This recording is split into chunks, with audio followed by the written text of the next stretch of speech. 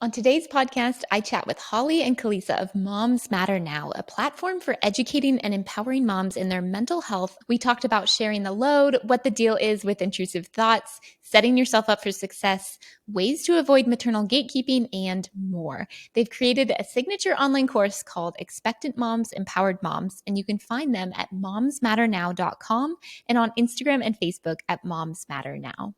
Welcome to the Resource Doula podcast. I'm Natalie, your host, and my goal is to equip you with the tools and information you need to make informed healthcare decisions while having some fun along the way.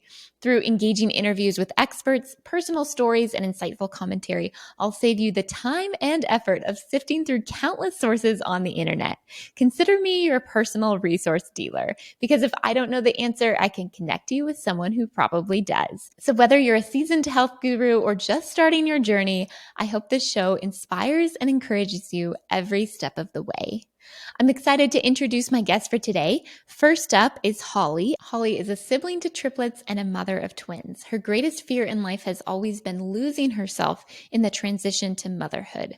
Her journey included infertility, pregnancy loss, and postpartum anxiety.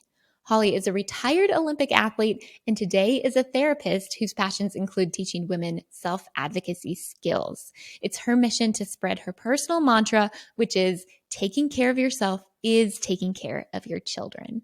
Next up is Calisa. Growing up, Calisa played a motherly role to her three significantly younger siblings. When she became a mom herself to three girls, each born at home, she expected it to come naturally. So she was surprised to experience postpartum anxiety following baby number 2.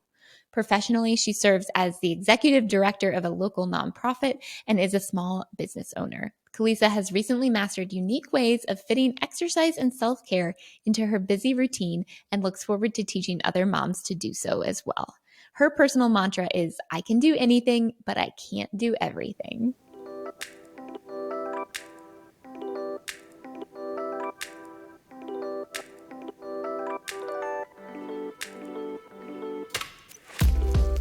Holly and Calisa, welcome to the Resource Doula podcast. Thanks for having us. Yes, thanks for having us, Natalie. Absolutely. I thought it was so fitting that it's May when we're recording this, and it's Maternal Mental Health Awareness Month. So perfect timing. I know a little bit about each of you, but I don't know how you guys met each other and decided to pursue this project. So if you could talk a little bit about that, it would be great. Sure. Holly and I actually met on the phone in a previous life.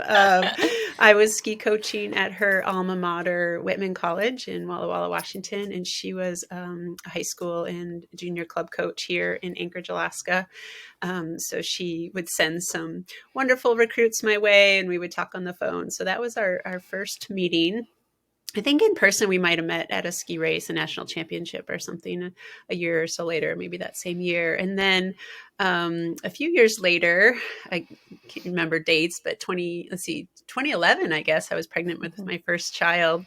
And my husband and I were both finalists for a job here in Alaska, ski coaching. And I'll have to say I was, as much as I love ski coaching, I was pushing for him to get the job because I had never been a mom before and didn't know what that was going to be like being on the road all winter. So he got the job in Anchorage and we moved to Alaska, and Holly was one of the most welcoming people for us as we came to this new place far away from both of our homes. She was the first one to have us over for dinner and introduce us to some fellow, who would also become friends. And I guess it's the rest of the story.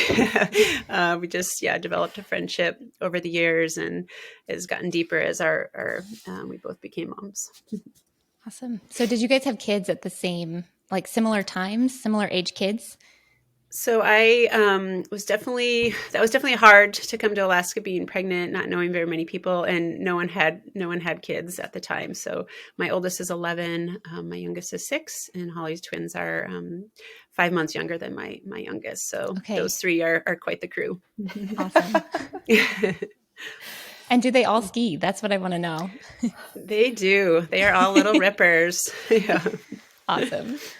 Okay, so you guys you decided at some point, like, moms are not getting enough care, enough mental health support. And that kind of catapulted into creating this Moms Matter Now. Did you start with a course? Did you start with the concept? How did it all unfold? Well, to just back up a little bit, I think this is something that Calisa and I have both been thinking about for a long time, just feeling the impact personally, for ourselves, but then also just observing mothers and, birthing people around us.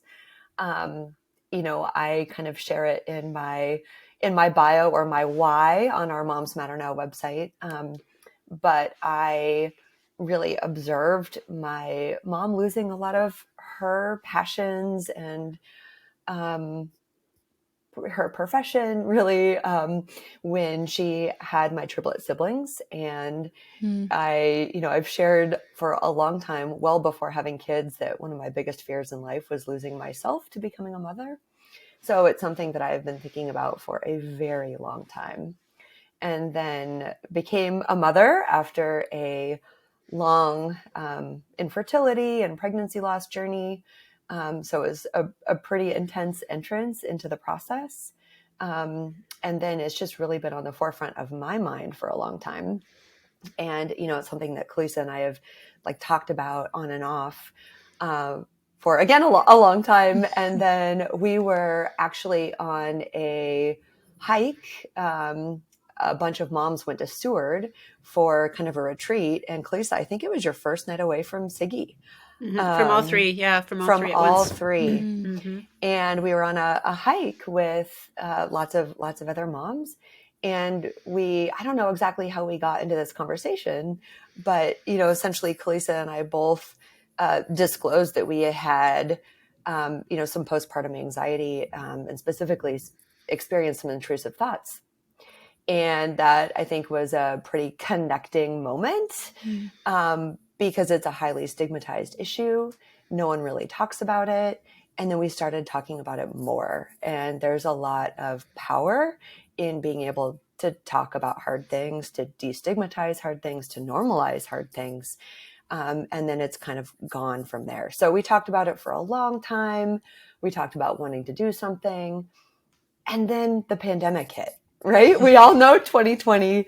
And we were just observing what I kind of think is like a crisis to feminism. It seemed like moms, or if, a female partner, if it was a heteronormative relationship, they were the ones giving up their jobs to stay home for online schooling. And, it was just a really hard time for everyone.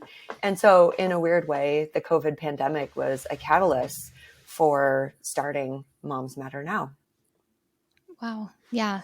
2020. It feels like it was yesterday and like 10 years ago at the same time. Absolutely. Yeah. So if you're comfortable sharing, I'm kind of curious as to your own journey into motherhood and your journey with infertility and pregnancy loss. How do you feel like you were supported by the people around you at that time? And how do you want that to change for people going through that now? It's a good question. I think a lot of that suffering happens in silence, and no one really talks about it. And I think that there are some studies that have essentially concluded that infertility and pregnancy loss can be more stressful than a cancer diagnosis. I believe it. And Yeah. absolutely. And so that's really hard. And I think that everyone has their own process in terms of how they deal with it. There are internalizers in the world and there are externalizers in the world, right? People who want to be very private about their process and people who want to make an Instagram story about it every day and everything in between. Yeah. And so, I would really hesitate to say, hey, this is one thing that we should do. But I do want to say that it is really helpful to share with people in your trusted inner circle.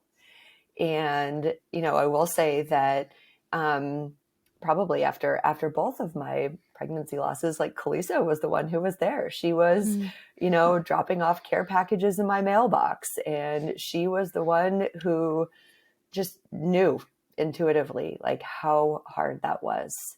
And that was really powerful to have her support. And I'll just say too, like I didn't have that experience. I didn't have infertility, but went through what goes through my mind when I hear of it is just like what you can imagine. You can just imagine what that person is feeling, and so just trying to think I don't know, what I would need, but I can, again, imagine what could be a little bit helpful, just recognizing I might not have the right words to say, but, I think I sent like tea and bath salts and chocolate or something. Like you don't really know, but you just want them to know that you care. And that was perfect. And and I felt seen, right? Mm-hmm. Even though she hadn't had the same experience, but I felt seen and I felt really loved. And that's important. I feel like a lot of people just don't talk about miscarriage and pregnancy loss. And so they, like you said, they suffer in silence. And then people around them also don't know how to support if they haven't heard them share about it. So, if we could shift the social norms and constructs around what it means to be supportive of moms and birthing people, I think the world might be a much better place. I'm sure you guys agree. Absolutely. Yeah. Okay. Can we pause and do a little bit of a definition of perinatal mood and anxiety disorders, postpartum depression? There's a lot of terms being thrown around, especially this month. So if you could kind of give a rundown of what means what and maybe what to look out for, that would be helpful. Absolutely. Okay, that's a lot. I'll try. I know it's a long question. You can break it down. Well, I mean, May is Mental Health Awareness Month in general, but then it's also Maternal Mental Health Awareness Month. Okay. Right. And I think at this point, most people know what postpartum depression is, right? And people actually even just use the term postpartum for short, right? As this all-inclusive term. But PMADS stands for Perinatal Mood and Anxiety Disorders. And the perinatal period is everything from pregnancy to 1 year post-birth, right? Okay. However, a lot of these issues can happen well outside of that time window. And so PMADS is this all-inclusive term for all of the mood and anxiety disorders that can be brought on by pregnancy. And so this includes postpartum depression, but it also includes postpartum anxiety, OCD, PTSD, right? Psychosis, birth trauma, right? It's much more than postpartum depression. And so, I think a lot of people don't understand that. And they might think in their mind, well, I'm not feeling depressed. So it's, or I've never been a mom before. This is just, I guess, how it is. Right. And there's so much normalizing because you might not really know. And our society does a really good job of glamorizing motherhood and doing all these things, such that if you're not having that picture perfect IG experience, you're hesitant to bring it up because there's a lot of shame involved.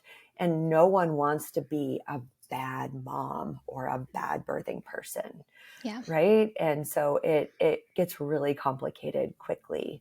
And it's really important to know that, a lot of these issues can be spurred on during pregnancy, during those hormonal changes. So it's not just in that after baby arrives, that after that postpartum period. It can happen at really any time in this process. And what people don't understand is that PMADS are the most common complication of childbirth and pregnancy, right? Wow. There are so many precautions taken, for gestational diabetes or, this or that, right? There are so many tests and things that we do, But really, no one is talking about the emotional and psychological changes. And Calisa and I like to say, when a baby is born, so is a mother, right? And there's a term for that. It's called matrescence. No, and most people that we run into have never even heard of that term. And what it means is it's like adolescence, right? Everyone knows what adolescence is, but it's characterized by a change in identity and a huge hormonal shift. And matrescence, it's the same thing. It's a huge change in identity and a huge hormonal shift. Makes so much sense. All of the focus is on the baby, and none of the focus is on the mom or the birthing person or the partner. Right. So that was one of the big driving forces for creating Moms Matter Now. It's like, hey, moms matter too. Yeah. And, you know, if the mom is doing well, chances are the baby will benefit from that, you know, in terms of having, you know, developing a secure attachment and being cared for in, you know, a positive way.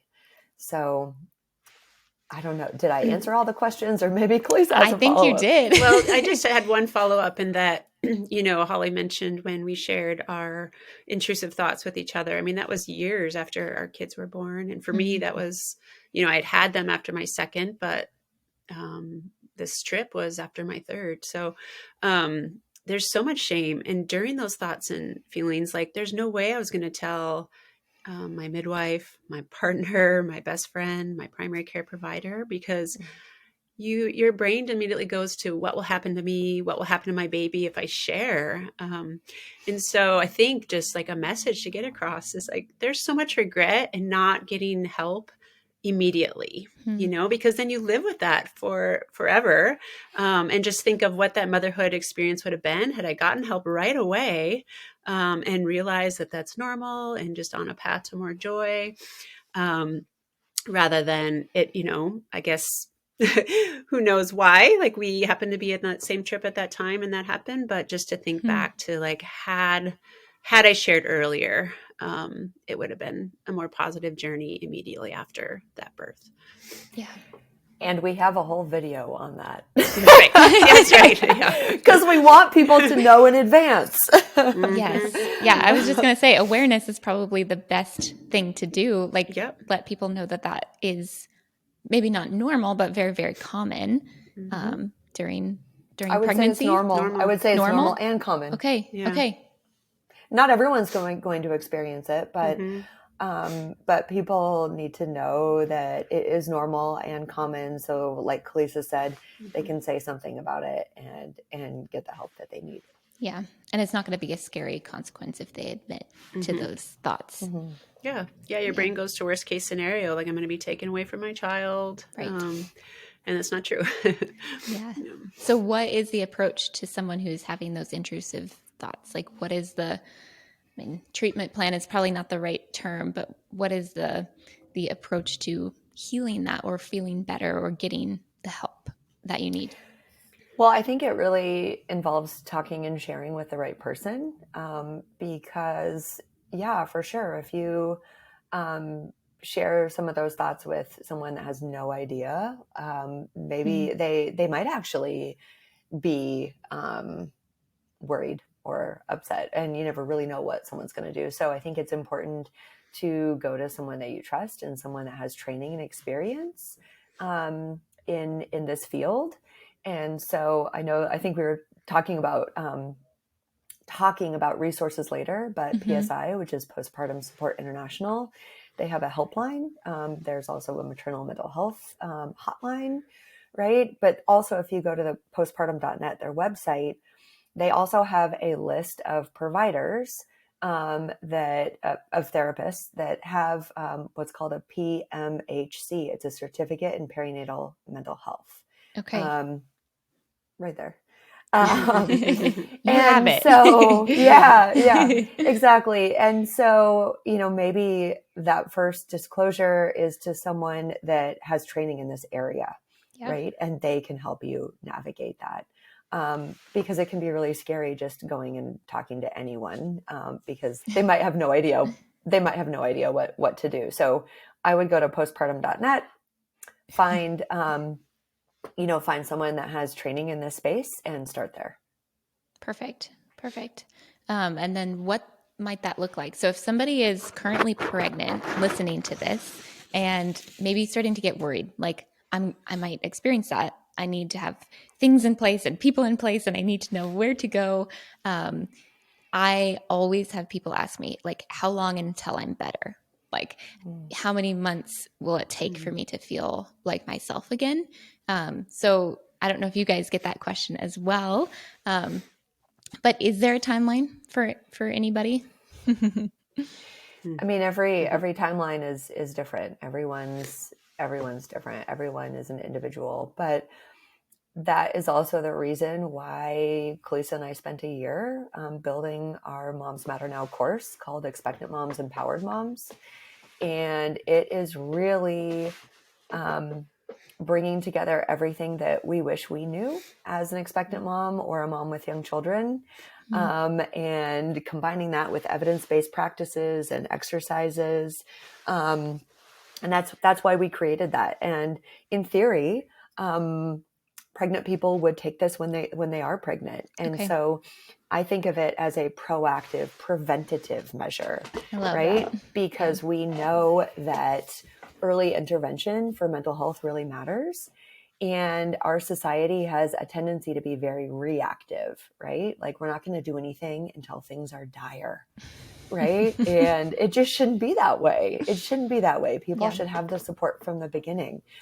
And so, of course we're biased, but we would love, for people to be able to take this course and know in advance, hey, what are the things, it's called coping ahead, right?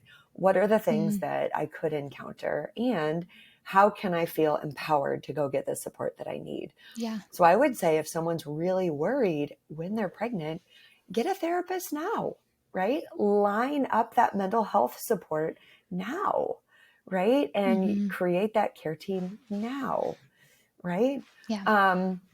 But postpartum, after the baby comes, there are huge hormonal changes right after. It probably, as well or better than us, right? Big hormonal changes around, day 2, 3, 4, 5, right? But then there is this time window where it's normal to have what's called the baby blues, right? And that can, usually last for 2 or 3 weeks, right? And then in theory, maybe people should be feeling a little bit better.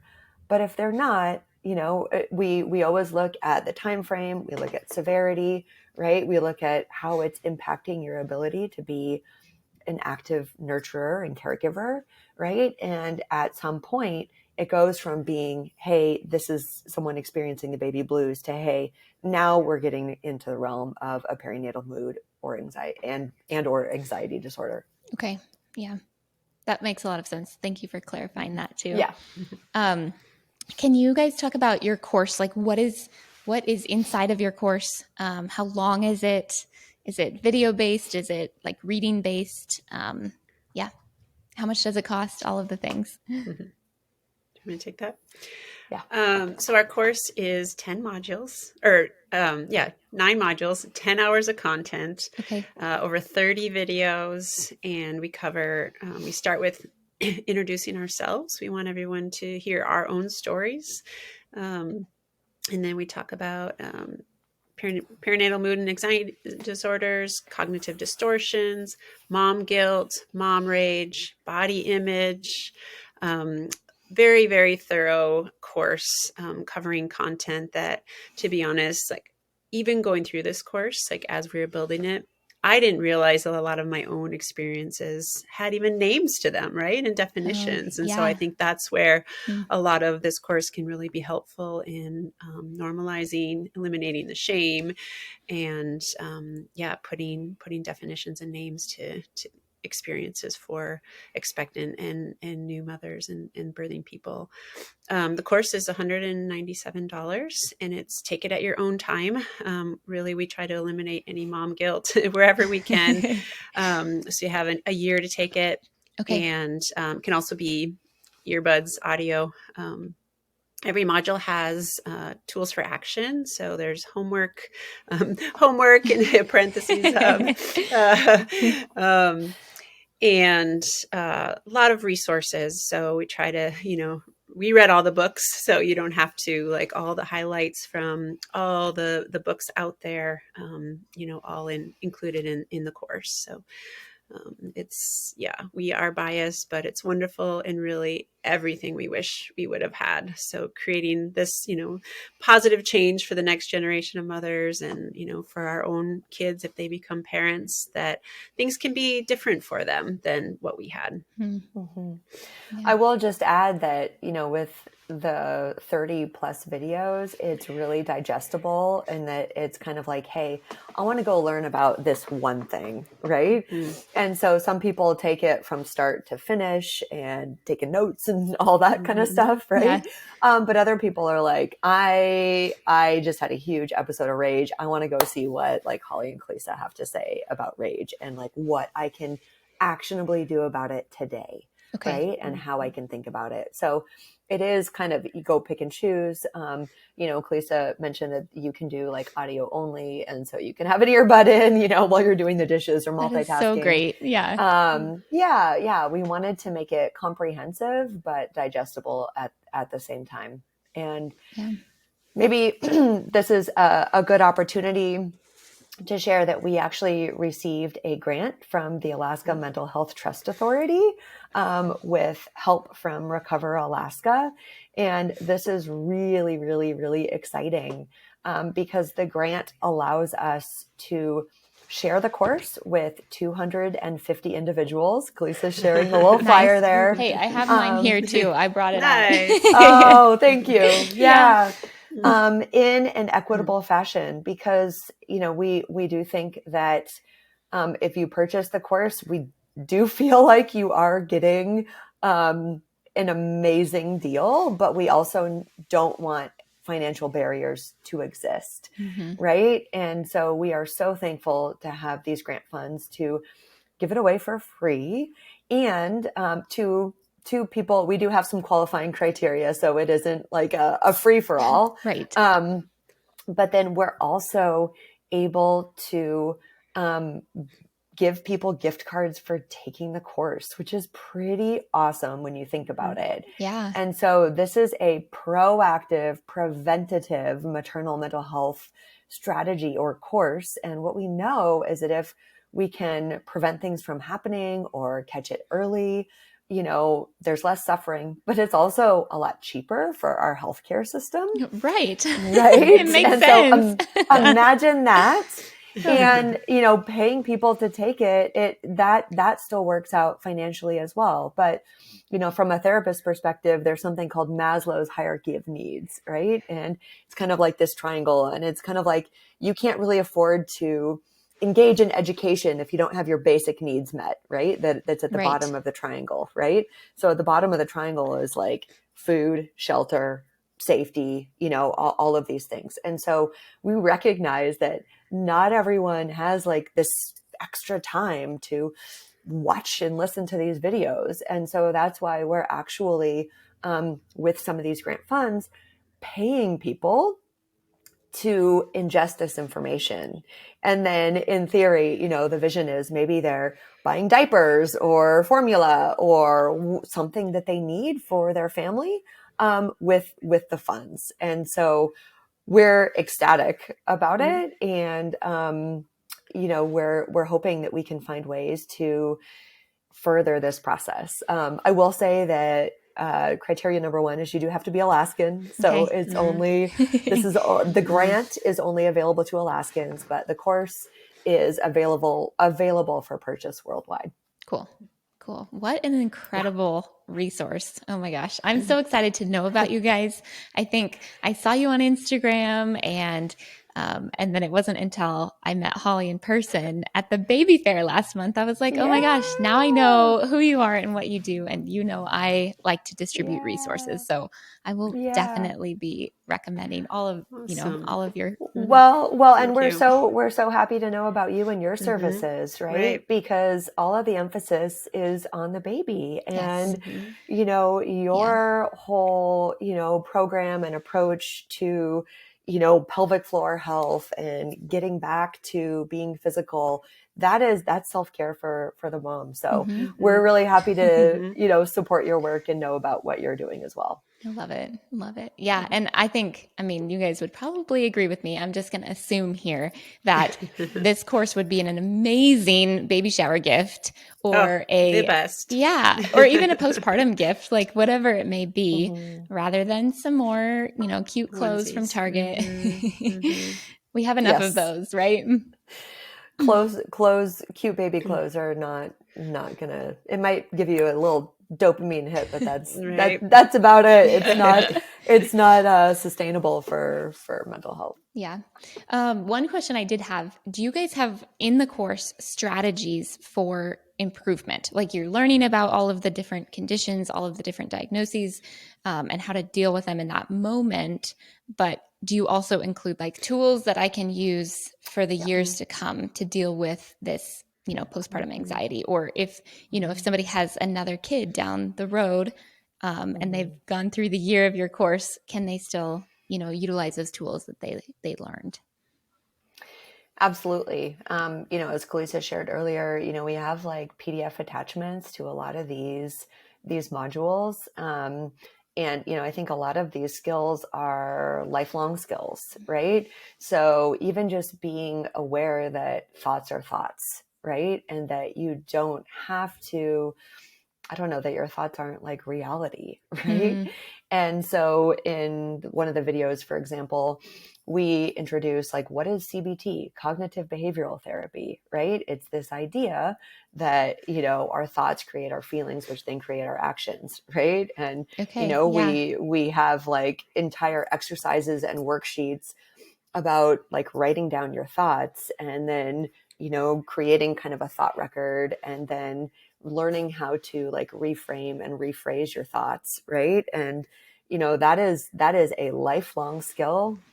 CBT is the gold standard with the most the most evidence-based evidence for lots of mental health issues, but it's absolutely a skill. And, these are not temporary lessons. This is not temporary information. Again, we're biased, but I do think it's potentially life-changing. And, we have had people who have had baby number one have had a really hard experience. Then they engage in the course, they have baby number two, and they're like, wow, that was an entirely different experience, right?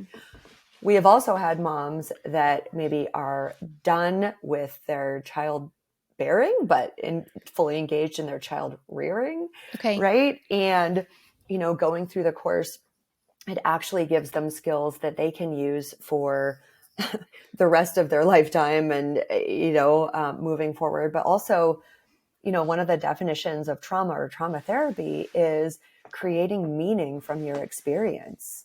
And so sometimes like having these concepts explained to you, all of a sudden your brain has a way to organize your experience in a way that it's never done before. And that can be really healing and really impactful.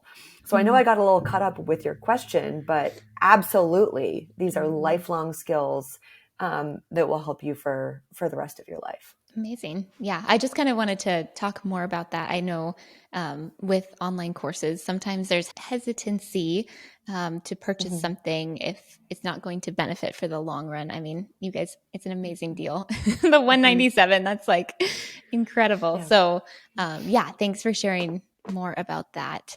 So I got to see a little video of Calisa in a shirt that said, be a model, not a martyr. And you guys talk about this a lot. So can you explain the meaning behind that phrase and what the message you're trying to get across with that? Sure. Yeah, I'll start. I'm sure Holly will have things to add.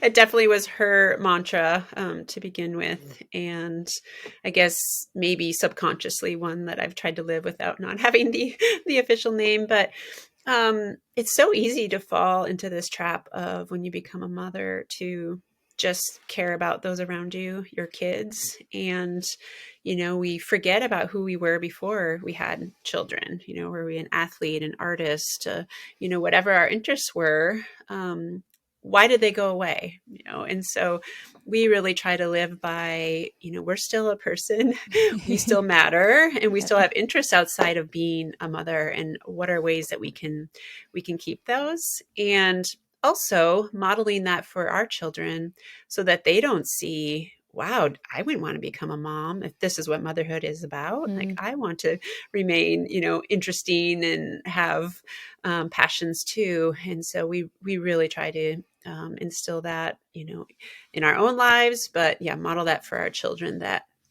their life doesn't have to stop once they become a mom. Awesome. So you're basically saying you're a cool mom. That's what I'm hearing.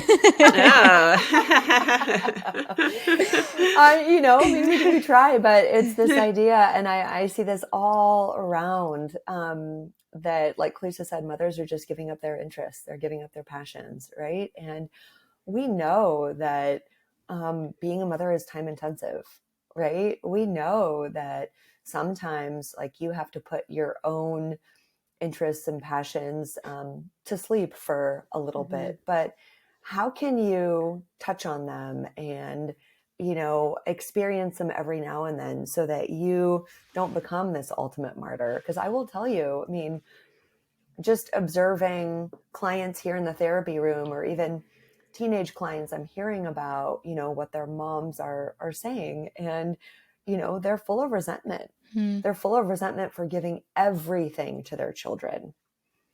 And just because Calisa and I are focusing on being models, not martyrs, doesn't mean that we don't love our children less. Right? And, I think it's okay to love our children. And also, I want my daughter to see me going out for a run because, it's important for my mental health. It makes me a better mom. And if she chooses to have kids, I want her to do that too. Right. And one could argue that you're loving your children more by taking care of yourself and making sure you're not losing who you are. So one of the videos that we have in our course is, towards the end, we want everyone to create a motherhood mantra. Ooh. And, it has to be aligned with your values. And, we have a whole video on, like becoming clear on what your values are and creating some like individual values, but then also family values. And then we walk people through the process of creating their own mantra for motherhood. And Calisa and I both share ours, but mine is taking care of yourself is taking care of your children. Right. And I cannot tell you how many thousands of times I have told myself that, right? Because, and it's almost a thought correction in a way, because that mom guilt starts to seep in, because maybe my kids want me to read them a story or something like that. And I'm trying to get out the door for a run. And that guilt is just gnawing at me, right? And I have to say, hey, nope, taking care of myself is taking care of my kids, right? And that is, that thought, that phrase, right? It allows me to get out the door so that I can be more present with them, so that they see me doing the things that are important to me, and that, so I don't lose that. And I'll tell you that, physical exercise, being a former professional athlete, and, it's living in Alaska, like, this is what I live for. Yeah. Right. Yeah. And if I didn't do all of that stuff, not only would I be a shell of my former self, right? But it's really important to me to be strong and to be competent, because guess what? Kids grow fast, and I don't want to be left behind. Yeah. Right? I want to be able to hike up the mountain with them, and I don't want to be sitting in camp because I can't do it. So I have to take care of myself, right? Pelvic floor included. Yep, absolutely. Right? And it's so important, because so taking care of ourselves also allows us to have more years with our kids. Yeah. I say motherhood is the ultimate strength workout, and I truly believe that. Yes. It's probably like a Spartan race, a little bit more while you're carrying a toddler, but yeah. No, I love that. Calisa, I want to hear more about your mantra. Oh, yeah. Mine is, I can do anything. I can't do everything. And I think I just realized over the years, like, I I'm very handy.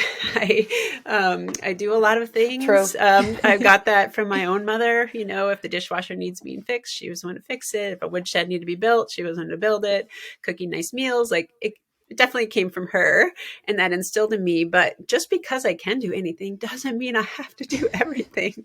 And so, finding ways to delegate or divide out, tasks that I know that my partner can do, and now as my kids are getting older, that they can do, and just reminding myself that I don't have to take it all on and do everything. Yeah.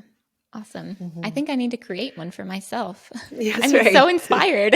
Yeah. I need to take the Yeah. course. Okay. Also, something we've talked about before recording is maternal gatekeeping. Can you guys expound on that, what it means, and what we can do about it? So this is one of my favorite topics. And of course we have a video on it. And I think it happens subconsciously to most of us without understanding it.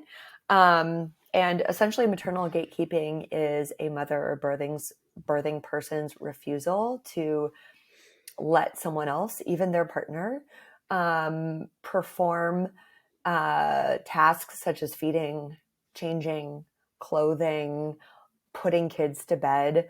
So it's this idea that I'm the only one that can do it.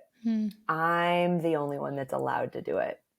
And I mean, it makes sense, right? Because we're the ones who are carrying the child, right? And often the partner is sometimes in denial that a child is going to appear until it actually appears, right? When we've been like feeling the kicks in our bellies the whole time, or, whatever, half the pregnancy. But what happens is all of a sudden we become the expert on the child, and then the partner gets, just becomes disengaged, right? They lack confidence because the mom or the birthing person doesn't allow them to do it. And then all of a sudden, then we become the only one that can do it. Then the partner, loses confidence, and just then those habits just happen time after time after time. And then the kid will only go to bed with one person or only be fed by one person. And then guess what? That person's trapped. That person's stuck. That person has no capacity or room to engage in their passions. Right. And then that other person is sitting there and they're saying like, hey, well, darn, like, I'm not good at this. Okay. I'm just going to go do something else. Then person A, the mom, gets super resentful and mad at person B for not helping, but they've engaged in gatekeeping and they've locked the other person out. Right. And so there's so much discussion about the mental load, the emotional labor, the domestic duties. Right. And what we know is that there is a big disparity, right? But it's not just the partner that's to blame. It's sometimes the mom and the birthing person has created that environment. And so we want people to know about this concept in theory ahead of time, right? And it's so hard. But guess what? Like, the birthing person needs to leave, and they need to leave the partner with the baby. Because it's not fair for that partner to learn how to become a parent with the mom peering over them and micromanaging and all of that. It's not fair. Right. And so I know that maybe this is a controversial thing, but like, hey, when the baby's 2 weeks old, mom needs to leave the house. Maybe it's only 20 minutes, but guess what? Like, that partner needs to have time alone, and they need to learn how to be a parent too, without an audience and without someone telling them that they're doing it wrong. Yeah. We have to learn it too, but that is how you create an equal partner. And that's how you stay away from what we call the volcano of resentment. I want to hear more about that. Well, I mean, it's just like that. It's like, the moms, they're the only ones that can do all this stuff. So then you get stuck doing all this stuff. Then you don't get to do the things you care about. Then you're mad at your partner, right? Then you're doing all the things. Then you become the ultimate martyr, right? Without meaning to.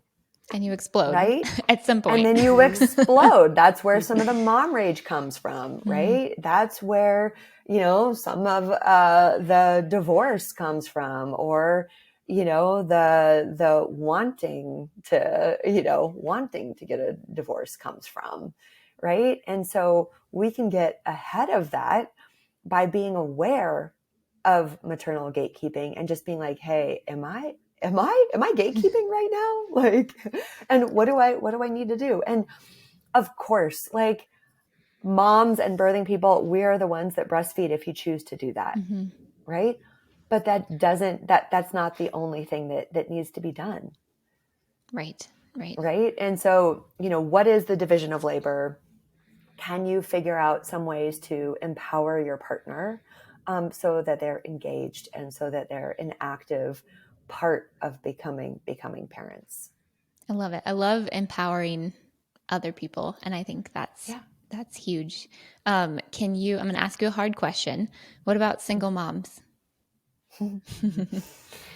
Well, I mean, yeah, I think a lot of these skills can be used, for single moms as well. And we have entire videos about partners, but we always say a partner if you have one. Yeah. Right. Yeah. So we want to normalize single moms. We want to normalize families that have two homes, where there are lots of ways to create a family. Right. And so a lot of these, maybe the partner module won't be as applicable to that person, but the module about body image, about cognitive distortions, about PMADS, about creating a motherhood mantra, about values, about all of these things, like, so much of it is applicable. Yeah. Right. And, sometimes if you're a single mom, like, maybe you have other people who aren't blood related, but you have other people who are involved in your child's life. And so maternal gatekeeping doesn't just happen with, the sperm donor or the dad, right? I know single moms who are raising their children with grandparents, right? And maternal gatekeeping can easily happen with a grandparent too. Yeah. So it is absolutely applicable. Cool. And I think just being okay to ask for help, maybe you have a friend, you could do some childcare trades, or just getting creative with, like what Holly said, what family is, or what your community or village is, and being creative, because single mom needs childcare, and so do, families of, couples that are together. And so just finding ways to, create that village. Awesome. And I'll just say, Calisa and I love the concept of allo parenting. Oh, yes. And it's just this idea that, it seems like everyone is just parenting in their own bubble. Yeah.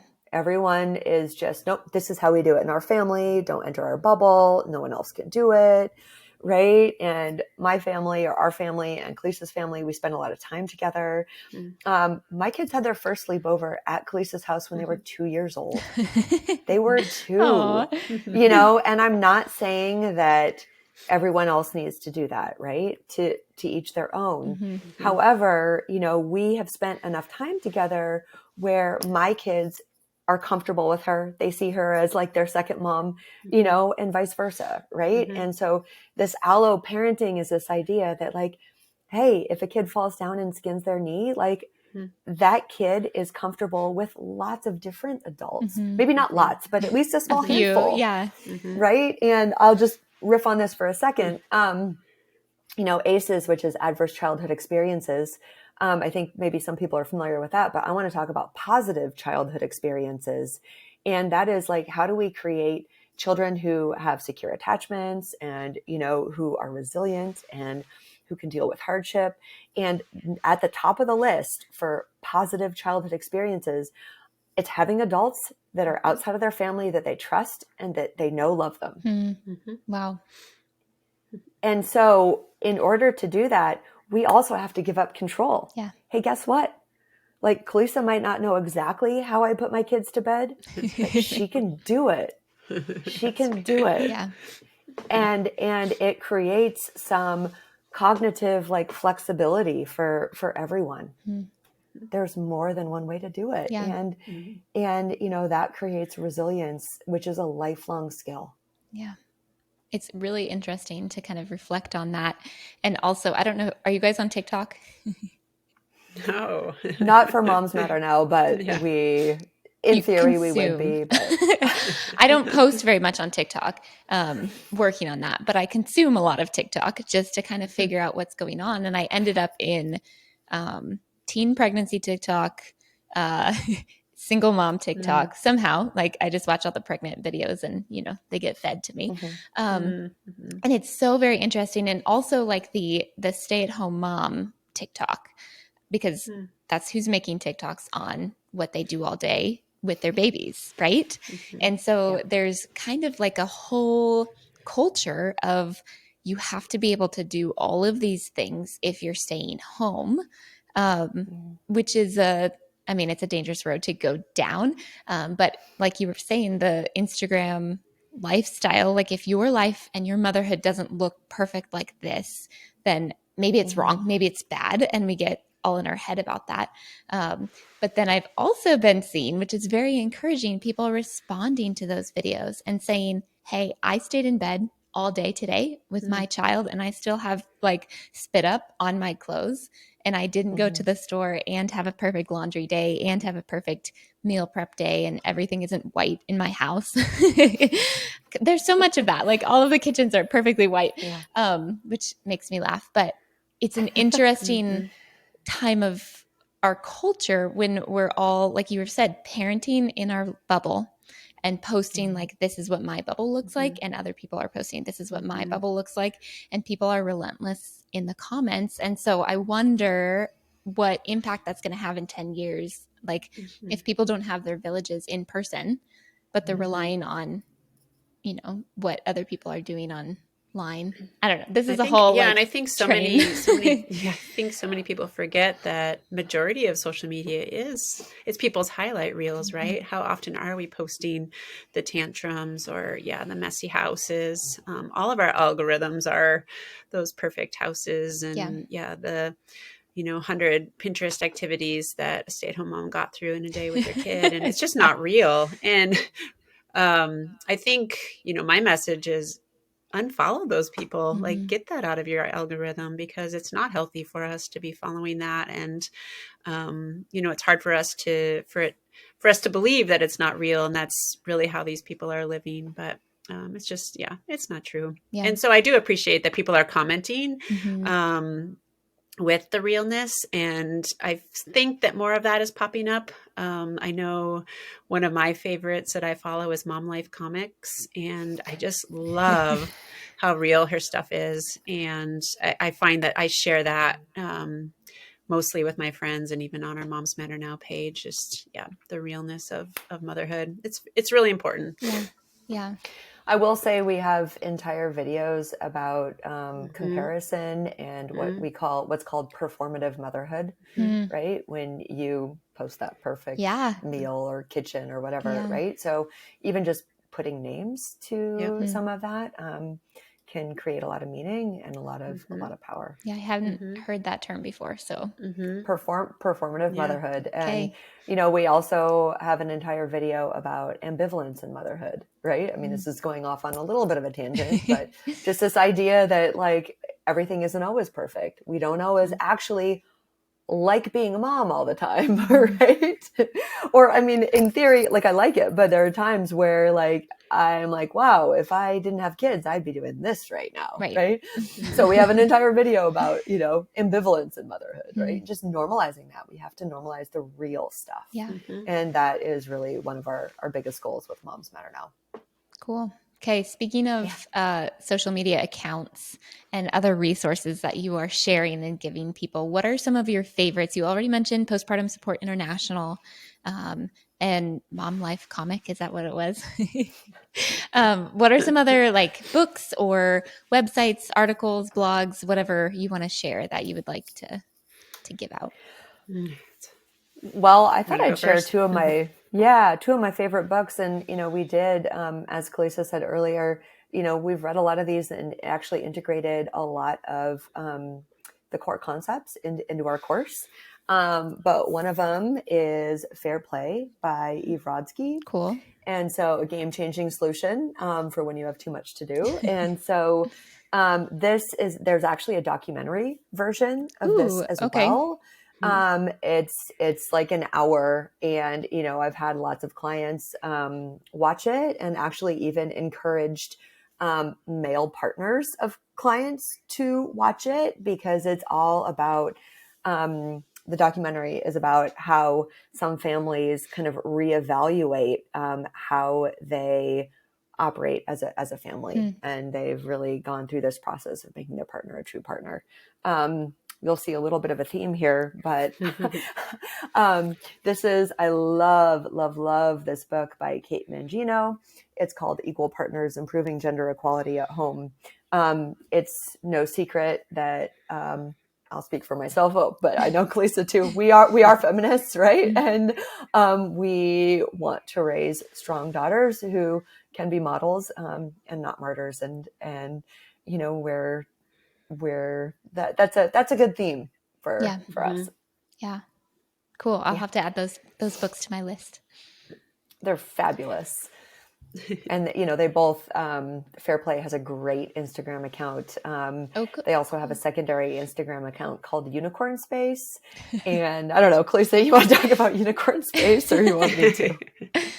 I guess I haven't looked in that as much as you have. So you probably know more about it. Well, I mean, Unicorn Space is just this idea that, and there was even like a New York Times article about this like a week ago, and it was talking about how men have more leisure time than women, right? Just due to the sole fact that women are doing more of the domestic duties, right? If I'm doing dishes and laundry and feeding the kids all the time, I don't have time to read. I don't have time to engage with my friends. I don't have time to pursue entrepreneurial tasks and whatnot. So Unicorn Space it's synonymous with leisure time and the ability to be a real person. And so following the Fair Play account, following the Unicorn Space account, which is, you can find it via the Fair Play Instagram account, are things that I highly recommend. I think one book that was really pivotal for me in finding ways to advocate for myself as a female is Glennon Doyle's book, Untamed.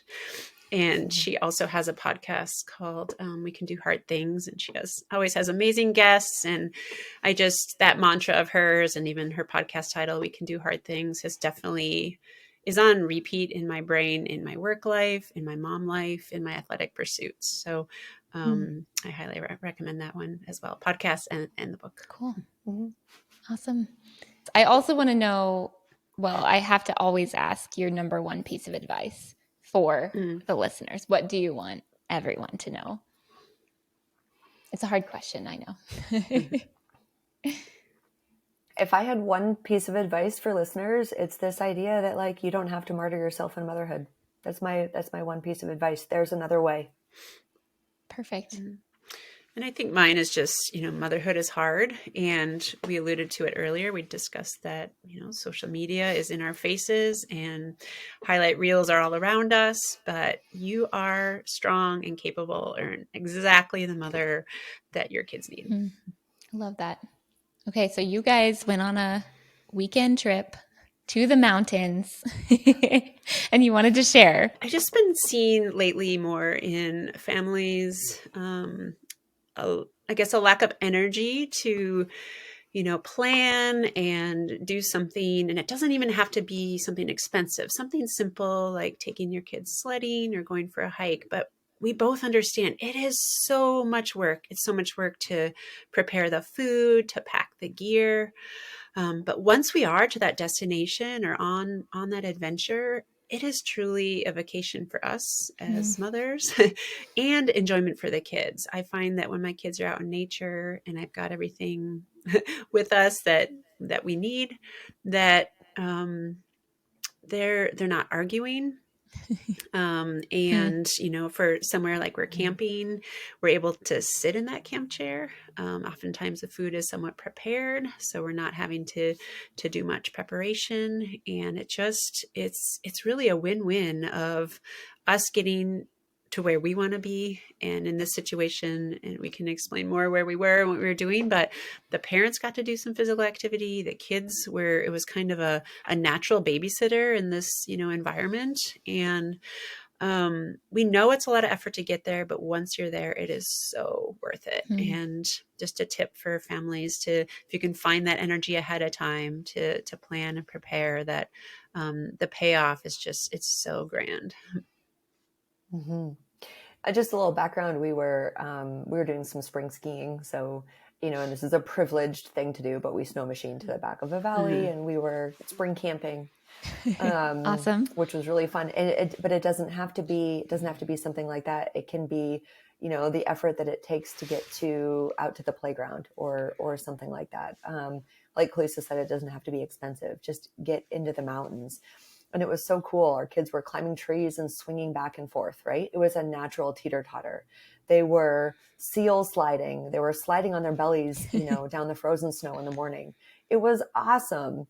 And then we had, one little instance where in the afternoon or one day, I hiked up with my skis to the top of a mountain and skied down. And it was really fun. And the next day, Calisa's oldest daughter hiked up with a friend and some parents and skied a bigger line than I did. And she comes down to me and says, "Holly, how does it feel to be out skied by an 11-year-old?"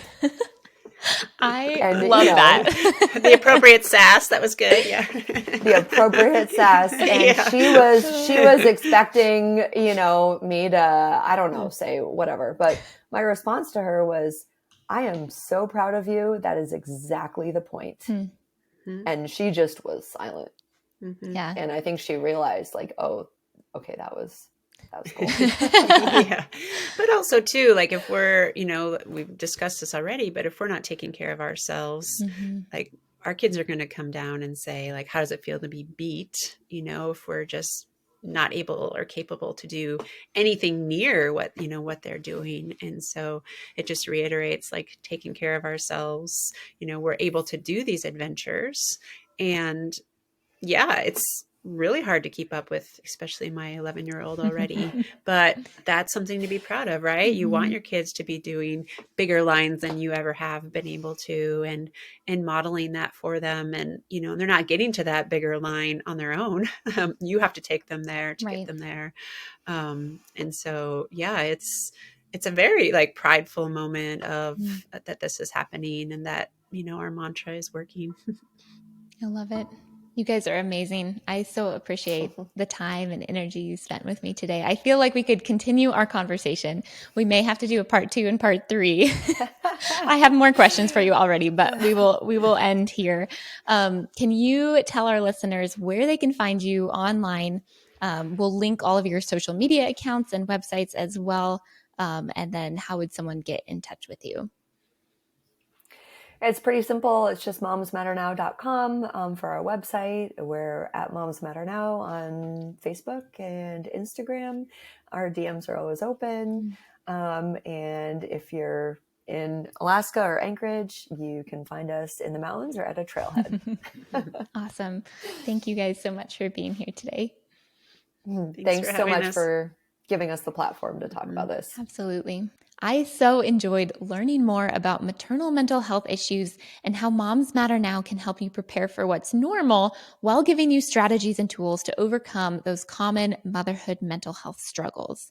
I love how committed both Holly and Calisa are to educating others so they don't have to go through those issues without support. Please remember that what you hear on this podcast is not medical advice, but remember to always be an active participant in your care and talk to your healthcare team before making important decisions. If you found this podcast helpful, please consider writing a 5-star review in your favorite podcast app. Thanks so much for listening. I'll catch you next time.